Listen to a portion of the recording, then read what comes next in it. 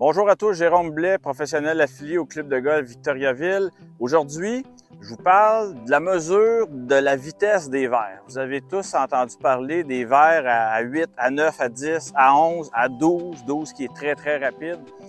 Donc, le chiffre, on va le chercher avec un outil de mesure qui s'appelle le Stinkmeter. Donc, voici le Stinkmeter, je m'approche pour vous le montrer. C'est une tige qui a une certaine mesure avec une encoche ici pour la balle. Donc, comment on mesure un verre? Je m'installe sur une surface assez plane. Et là, je m'installe et je mets ma balle dans l'encoche. Je lève jusqu'à temps que ma balle parte à rouler d'elle-même. Et là, elle va me donner une certaine distance. Je vais le refaire 2 à 3 fois pour voir quelle est la moyenne. Comme là, on peut voir vraiment que le fait de partir à une certaine hauteur de la coche me permet vraiment d'avoir le bon angle. Fait que je le fais dans cette distance-là. Et là, je vais chercher la distance que la balle a fait dans le fond. Donc, est-ce que c'est 8 pieds? Je vais le refaire dans le sens inverse.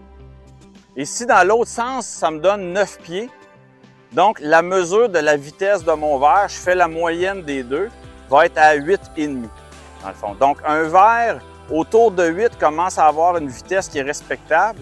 La majorité des terrains vont avoir des verres autour de 9. Les verres très rapides de la PGA sont à 11 et à 12. Donc, qu'est-ce qui est important de retenir? Plus le chiffre est grand, plus la vitesse du verre est rapide. Donc, un verre à 8 est plus lent qu'un verre à 10. Un verre à 10 est plus lent qu'un verre à 12. Comme je disais tantôt, la PGA sont à 11 à 12. La moyenne des verres au Québec vont être à 9, 9,5.